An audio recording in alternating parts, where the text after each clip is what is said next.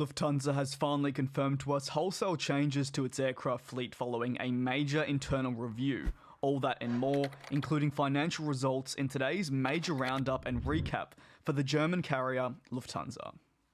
BB 851, turn right heading 180. 14 Papa, turn right 245, report localizer established 27. Lufthansa are going to be changing up a number of aircraft in the coming months and also have announced major losses. These changes with the aircraft have also been confirmed to us though after almost a year-long period where we've simply been in limbo awaiting that all-important confirmation from executives from the group and or airlines. Many carriers around the world are continuing to post major losses, and that's where the conversation in this video will begin, with fleet changes taking place later on in the video.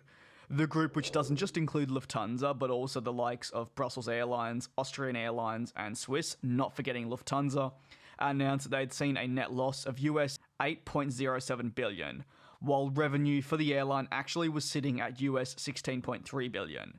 On the surface, this may seem a lot, but it has been absolutely crushed by the previous year's revenue, which totaled at some US $43.8 billion. Of course, prior to the pandemic, when the industry you could definitely say was operating at a more normal capacity, something we naturally will not be seeing for a considerable period of time as well. There were wholesale changes and massive indentations on the group's finances, with the group also noting that on a monthly basis it was burning through a staggering US $361 million.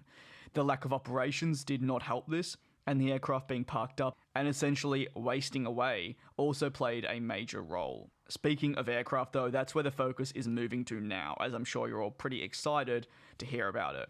They've had a total of 350 aircraft as part of the group that have been placed in temporary storage and were still there at the end of the 2020 calendar year, according to the group's executives. That number, though, is hoping to be decreased in due time as they're able to reopen up their network more and more, even if said aircraft are going to be removed from the operations of the airlines within that group. They also announced that in the short-term plans, the new Boeing 777-300ERs, which of course do not operate with Lufthansa, the A350-900s, and finally the Airbus A320neos, will continue operating with the group's limited network with the multiple airlines in there, while the others will remain grounded for the foreseeable future. As part of the changes being seen at the group as well, Lufthansa has confirmed that it'll be phasing out all of its Boeing 747-400s and Airbus A380s, something that we just needed that confirmation on. The executives have said that they do not have a future with the carrier as it stands. This is not a shock, as it's been covered before here on the channel, and it was something always to be expected.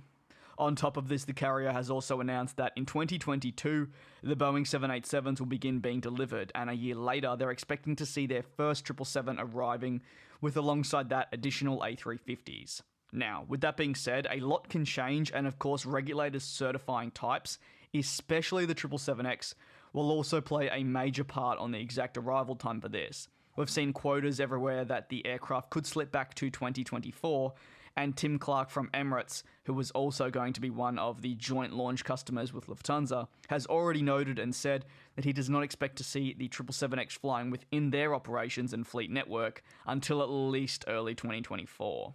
One of the main takeaways I want you all to take from this, if you can, is by 2025 there'll be a significant difference in aircraft types that the group operates.